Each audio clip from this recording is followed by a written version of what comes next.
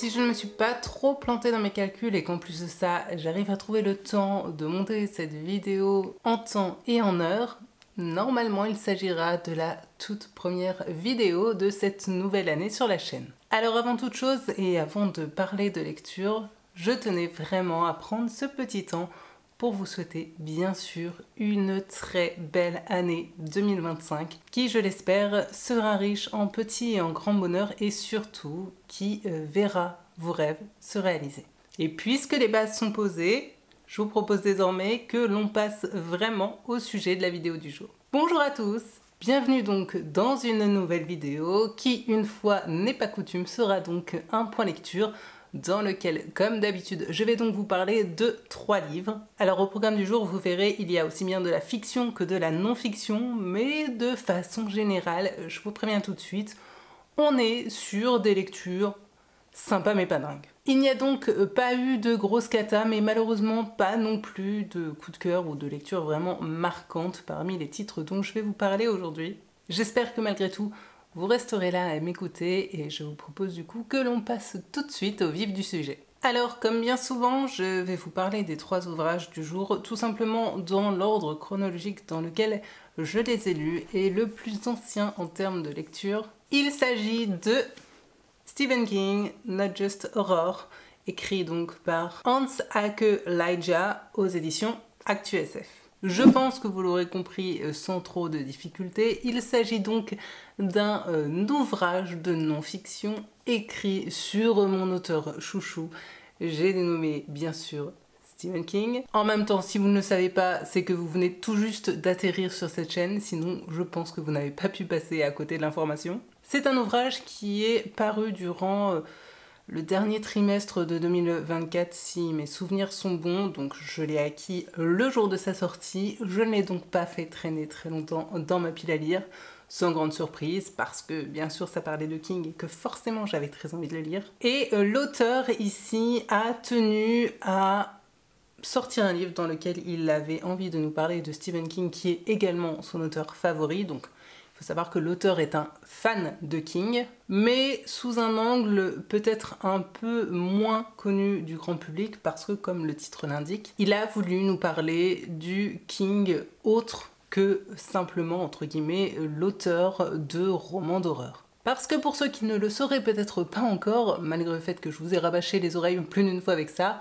non, King, ce n'est pas que de l'horreur, bien loin de là même. Ce type est un vrai couteau suisse et c'est donc le sujet de cet ouvrage. Alors forcément, en tant que grande fan de Stephen King, j'étais bien sûr très curieuse et très impatiente de découvrir ce titre écrit par un autre fan de Stephen King, avec, je vous ne le cache pas, le secret espoir de peut-être en apprendre encore un petit peu plus sur mon auteur favori. Et je dois dire qu'au final, je suis assez mitigée par rapport à ce livre. Tout d'abord, d'un point de vue purement éditorial, et je m'excuse d'avance pour les éditions ActuSF que d'ailleurs je connais très mal, voire pas du tout, je pense que l'objet livre en tant que tel n'est vraiment pas dingue. On sent clairement que c'est un livre édité à bas coût, la mise en page elle-même fait un peu amateur, et en plus de ça, je vous avoue que dès la première page que j'ai notée donc ici, ils ont laissé une grosse coquille, ce qui vous en conviendrait est plutôt dommage et surtout n'envoie pas une image très positive lorsque l'on commence l'ouvrage. Alors au niveau de la mise en page, on est sur quelque chose comme ça, mais c'est vrai que, je sais pas si vous allez vraiment vous rendre compte, mais par exemple la couverture est vraiment très basique, hein. On sent qu'elle peut s'abîmer très facilement. Bref, c'est pas totalement mal édité, hein, mais on sent que c'est quand même pas très quali. Ceci étant dit, j'aime plutôt bien l'illustration de la couverture. D'ailleurs, a-t-on le nom de l'auteur de cette illustration? Oui, tout à fait, il s'agit de Luke Spooner, donc j'imagine que c'est probablement un artiste plutôt américain ou en tout cas anglo-saxon. En tout cas, bravo monsieur, parce que c'est plutôt bien réussi. Concernant le contenu en lui-même, on sent clairement que c'est écrit par un fan de Stephen King. Alors, en tant que fan moi-même, c'est vrai que C'était assez sympa parce que j'avais parfois l'impression, en lisant ce livre, de dialoguer avec un pote qui aurait une passion commune avec moi-même et avec qui, voilà, on échangerait peut-être autour d'un café. Mais c'est vrai que si je me positionne en tant que pure lectrice et pas forcément grosse fan de King, j'avoue que j'aurais aimé un ton peut-être un peu plus journalistique et un contenu un poil plus pointu. En effet, j'ai trouvé que l'écriture allait vraiment à l'essentiel et soyons honnêtes, j'ai vraiment pensé que j'aurais pu écrire tout à fait de la même façon.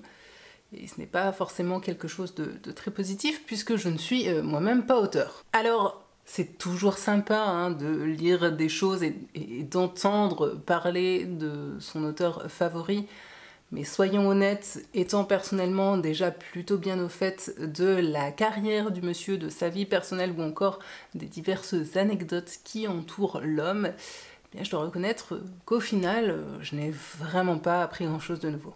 Par contre, j'ai beaucoup apprécié les retranscriptions des deux échanges téléphoniques que Elijah a pu avoir avec Stephen King, qui se trouvent donc à la fin de l'ouvrage. Parce que pour le coup, j'ai vraiment eu le sentiment que l'on me proposait quelque chose de nouveau, quelque chose que je n'avais encore jamais lu. Et je trouvais aussi que ça permettait de découvrir King peut-être un peu plus dans l'intimité entre guillemets. C'était donc une lecture rapide et sympa à faire. J'ai énormément bien sûr apprécié le fait que Elijah essaye de casser le stéréotype de Stephen King, l'auteur de romans d'horreur, et essaye à contrario de montrer à quel point cet homme est multicarte, parce que comme je vous l'ai dit, c'est quelque chose qu'à titre personnel, je ne cesse de crier haut et fort depuis des années. Je pense que c'est un livre en réalité surtout très sympa pour les lecteurs qui connaissent assez peu Stephen King et qui auraient envie peut-être de découvrir le romancier et l'homme qu'il est derrière l'image que les médias ont trop souvent colportée à son sujet. Cependant, pour tous les lecteurs déjà très fans de King comme moi, je pense vraiment que la seule partie intéressante reste celle des interviews à la fin. Un ouvrage sympa donc, mais que personnellement j'aurais aimé beaucoup plus fouiller, fourni et documenté, avec en plus de ça un travail d'édition peut-être plus professionnel. Cependant, c'est toujours un plaisir de geeker sur mon auteur chouchou, mon auteur favori par-dessus tout. C'est toujours un plaisir de parler de lui, de lire à son propos, donc rien que pour ça, je ne regrette pas une seule seconde d'avoir fait cette lecture. Et je vous propose pour la suite de rester du coup dans mes auteurs favoris, puisque j'ai donc également lu La Maison aux Lumières de Donato Carisi aux éditions Le Livre de Poche. Je crois que tous les ans, le poche de sa dernière parution, ou plutôt de son avant-dernière du coup, sort en général au mois de novembre. Là encore, je me le suis donc procuré dès sa sortie, et là encore, vous avez vu qu'il n'a donc pas fait long feu dans ma pile à lire. À la base, je l'avais prévu pour le Black November. Finalement, je l'ai lu juste après, en prenant bien mon temps, et c'était tout aussi bien. Dans ce livre, on retrouve donc pour la 3e fois Pietro Gerber, qui est un hypnothérapeute spécialisé dans la prise en charge des enfants. Alors, je vais pas trop pouvoir vous en dire sur lui parce que tout simplement il s'agit d'un tome 3, mais disons qu'il n'est pas forcément au mieux de sa forme et qu'il va être appelé pour se rendre dans une sorte de manoir à moitié abandonné au fin fond de la Toscane pour venir en aide à une petite fille qui dit avoir un ami imaginaire qui lui fait tenir des propos assez bizarres et surtout qui parfois a l'air un peu violent envers elle, ce qui pose du coup problème. Et en parallèle de ça, on va aussi avoir pas mal de chapitres dans lesquels on va revenir sur un événement plutôt traumatique de l'enfance de Pietro et on espère en apprendre plus sur le sujet. Alors, comme chaque année, j'ai attaqué ce titre de Donato Carisi, ce nouveau titre de Donato Carisi, avec beaucoup d'envie, mais également aussi avec pas mal d'attentes. D'autant que je me suis dit avant de débuter cette lecture que j'allais pouvoir enfin, en plus de ça, clôturer une trilogie, alléluia.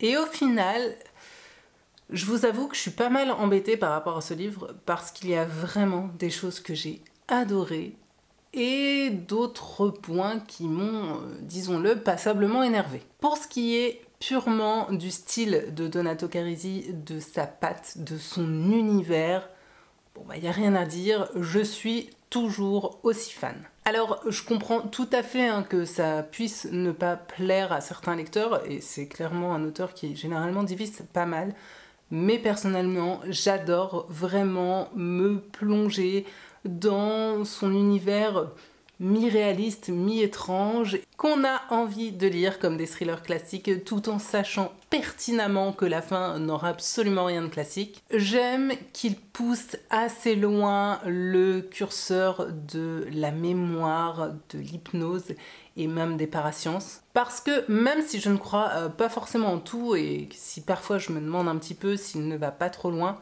malgré tout, j'ai envie de rentrer dans sa logique, j'ai envie d'y croire, j'ai envie de poursuivre ma lecture, d'avancer dans son délire et voir où ça va me mener jusqu'au bonheur final, de me dire ok, je me suis complètement fait retourner le cerveau. Pour moi, Donato Carisi est une sorte d'illusionniste de la littérature et j'aime vraiment beaucoup ça. Dans les tomes précédents, je me souviens parfaitement avoir eu un peu de mal hein, avec le personnage de Pietro.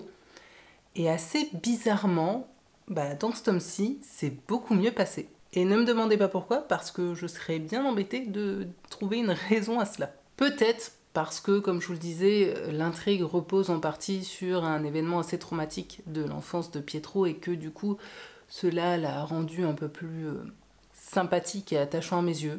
C'est possible. D'ailleurs, durant cet événement, il est entouré de ses amis d'enfance et dans le temps présent, on a une scène à un moment avec ces mêmes vieux amis qui se retrouvent au restaurant. Une scène qui, bien sûr, pour ceux qui l'auront lu, m'a énormément fait penser à une scène tout à fait semblable dans le roman Ça de Stephen King. Oui, encore lui, mesdames et messieurs. Alors, je ne sais pas si Donato Carisi est également fan de King, mais si ce n'est pas le cas, je trouve quand même que la coïncidence est assez grosse. En tout cas, perso, j'ai trouvé ça assez troublant. J'étais donc vraiment super bien dans ma lecture, d'autant plus que tout du long, le style et le rythme est assez constant. Il n'y a pas vraiment de moment de creux ou de longueur, et c'est vrai que tout du long, on continue un peu plus à s'enfoncer dans le mystère et en même temps à creuser pour essayer de faire la lumière sur les différentes énigmes et disons-le clairement, j'étais à fond dans mon bouquin. Malheureusement, la fin est arrivée et j'ai eu le sentiment que l'auteur s'était peut-être un peu, voire beaucoup, foutu de moi. Pourquoi ? Eh bien tout simplement parce que la plupart des questionnements et des éléments inexpliqués restent sans réponse. Alors, j'adore, mais vraiment j'adore quand Donato Carisi tout du long s'amuse à me balader et à me perdre dans un dédale de mystère pour à la fin complètement me bluffer lorsqu'il nous explique le pourquoi du comment. Mais là, franchement, j'ai eu l'impression d'avoir été complètement dupée. Alors, soit l'auteur n'a pas su comment terminer son roman et n'en avait pour autant absolument rien à cirer, soit c'est une sorte de mise en bouche pour le tome suivant, mais alors dans ce cas-là, j'ai le sentiment que l'auteur et surtout j'imagine la maison d'édition ont voulu se faire un max de fric en coupant entre guillemets en deux une histoire qui normalement aurait dû tenir en un seul livre. Comme je vous l'ai dit à la base, j'avais cru comprendre que ce tome-ci signait la fin de la trilogie Pietro Gerbert. Bon du coup, j'espère sincèrement que ce n'est pas le cas et qu'il y aura une suite, parce que si ce n'est pas le cas, c'est franchement décevant. Et c'est hyper dommage parce que le style, l'univers, la construction sont vraiment top, mais cette fin, pardon, mais elle est vraiment beaucoup trop déceptive. Donc voilà, attention hein, Donato, tu restes l'un de mes auteurs favoris, mais il faudrait tout de même veiller à ne pas trop frustrer ses lecteurs, parce qu'au bout d'un moment, ça peut potentiellement lasser. Vous l'aurez donc compris, excepté cette fin qui m'a un peu mise en rogne, le reste du roman était vraiment pour moi très chouette, donc là encore, C'est tout à fait une lecture en demi-teinte que j'ai un peu de mal finalement à juger. Tout ce que je peux dire, c'est que j'espère vraiment qu'il y aura du coup un tome pour poursuivre les aventures de Pietro. Et puis si c'est le cas, bien sûr que j'irai le lire parce que c'est Donato et parce que j'aurai cet espoir d'avoir enfin les réponses aux questions qui nous ont été posées. Mais s'il n'y a pas de suite, je pense que le monsieur risque de perdre quelques places dans mon panthéon personnel des auteurs. Alors je sais que son roman qui est paru cette année est un one-shot. Je ne sais pas si on a déjà des infos sur celui de l'année prochaine, des pistes. Si c'est le cas, si vous avez l'info, s'il vous plaît, dites-m'en plus. Tout ce que je sais, c'est que du coup, dans le meilleur des cas, s'il y a une suite, je la lirai dans 2 ans. Et je trouve ça un peu dommage parce que, à mon avis, dans 2 ans, j'aurai oublié pas mal d'éléments de ce tome-ci. Donc, il faudra peut-être que du coup, je le relise pour lire la suite. Parce que sinon, je risque de passer à côté de pas mal de choses, ou en tout cas de me dire mais qu'est-ce que je suis en train de lire, je ne me souviens plus de rien. Et nous allons terminer avec un roman que là encore je me suis procuré il y a très peu de temps, que là encore je vous avais dit que je lirai très rapidement. C'est donc effectivement chose faite puisque ça y est, j'ai lu Un cri silencieux d'Amélie Lamier aux éditions Fleurs Sauvages. Alors, je m'excuse d'avance pour tous ceux qui potentiellement auraient envie de lire ce livre suite à ma chronique parce que, je le rappelle, la maison d'édition ayant fermé il y a de ça quelques années, ce livre est donc depuis très difficile à trouver. J'ai moi-même d'ailleurs galéré pendant un moment avant d'arriver à me le procurer. Mais malgré tout, il fallait que je vous en parle. Alors, dans cette histoire, on va suivre Mathilde, qui est une trentenaire ou quarantenaire, je ne sais plus trop, qui est mère de 3 enfants en bas âge et qui va déménager donc avec son mari dans une toute nouvelle maison sur laquelle elle est tombée un peu par hasard. Dès qu'elle a vu l'annonce, elle s'est dit « Ok, c'est vraiment la maison de mes rêves ».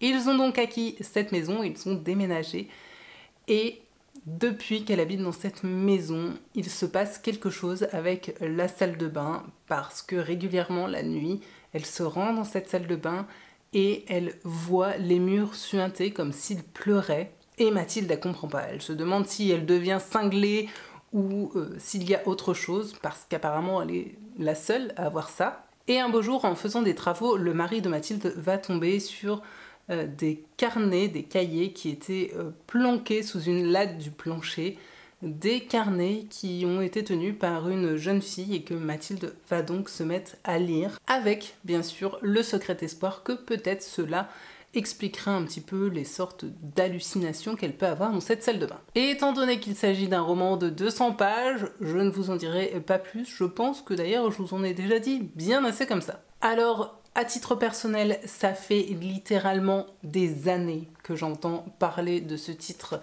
apparemment génial, mais comme je le disais, très difficile à se procurer car plus édité. Autant dire que quand j'ai pu enfin me l'acheter, je n'ai pas boudé mon plaisir. Alors je sais déjà que très probablement certains d'entre vous vont me dire que ce livre a peut-être souffert de mon syndrome du « j'en attendais trop ». Mais personnellement, je reste persuadée, maintenant que je l'ai terminé, que ce livre m'a peut-être été un poil survendu. Alors attention, hein, ce n'est pas un mauvais roman, non. Mais j'avoue que pour moi, il ne vaut peut-être pas tout le ramdam que j'ai pu entendre à son propos. L'histoire commence donc assez doucement, somme toute comme un thriller domestique vraiment très banal, très classique, comme je vous le disais, avec cette mère de famille au bord du burn-out parental qui voit suinter les murs de sa nouvelle salle de bain et qui ne comprend pas ce qui se passe. Car problème, c'est la seule à voir ça. Et puis en parallèle, nous avons le récit de cette jeune fille qui couche ses pensées dans des journaux intimes. Généralement, quand on a comme ça 2 récits parallèles ou 2 temporalités, on sait qu'à un moment ou un autre, les deux vont se rejoindre, vont se télescoper pour nous pondre une fin, un retournement de situation de derrière les fagots qui va nous faire remettre en question tout ce que l'on vient de lire jusque-là. Et c'est exactement ce que j'attendais donc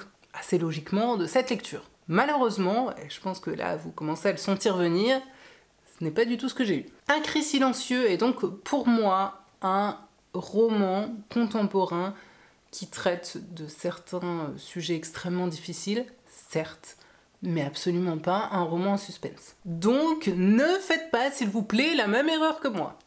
L'écriture, quant à elle, est très simple, alors pas désagréable du tout, hein, mais je dirais vraiment très passe-partout et basique. Ce qui compte donc ici, ce n'est pas le style, mais plus l'histoire, ou plutôt les histoires dans l'histoire qui permettent d'aborder principalement deux sujets sociétaux assez tabous. En cela, bien sûr, j'ai trouvé ce roman très bien, d'autant plus qu'il aborde tout de même, comme je disais, deux sujets qui sont parfois abordés en littérature, hein, mais pas de façon, je dirais, assez récurrente.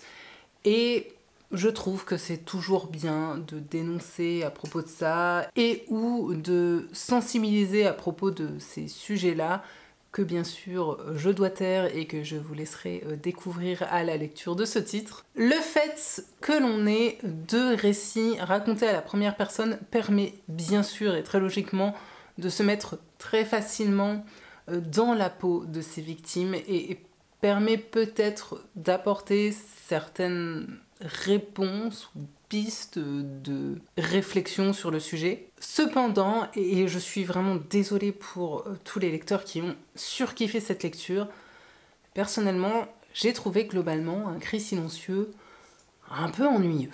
Je comprends complètement ce que l'auteur a voulu faire, ce qu'elle a voulu dénoncer, mais je pense aussi profondément que sur le sujet, il existe des romans beaucoup plus poussés, beaucoup plus aboutis et beaucoup plus impactants. En fait, je crois que pour moi, elle a manqué d'engagement. Et je m'excuse hein, si l'auteur s'est énormément investi, ce que j'imagine en plus très bien être le cas pour l'écriture de ce titre, mais c'est vraiment le ressenti que j'ai eu en tant que lectrice. Alors attention, hein, c'est malgré tout resté une bonne lecture intéressante, mais c'est vrai que je m'attendais à une lecture coup de poing ou au moins à voir une certaine surprise, et malheureusement je n'ai eu ni l'un ni l'autre. De plus, la fin était pour moi trop rapide et un peu bâclée et m'a laissé du coup sur un goût un peu d'inachevé. Je salue donc totalement la démarche,